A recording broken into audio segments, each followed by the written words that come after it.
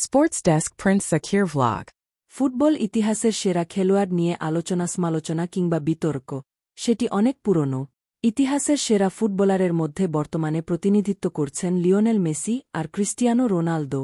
তবে সেভিয়ার তারকা striker Steven জোভেটিক রোনালদোকে নন, এই বিতর্কে এগিয়ে রাখলেন মেসিকে। ২৭ বছর বয়সী জোভেটিক জানান, মেসি ফুটবল ইতিহাসে সেরা খেলোয়াড়।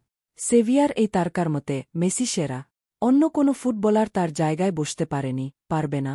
কেউ মেসির থেকে সেরা নন। যখন আপনি তার দিকে তাকাবেন, দেখবেন সে সবকিছুই সহজ করে দিয়েছে। সর্বকালের সেরা ফুটবলার তিনি।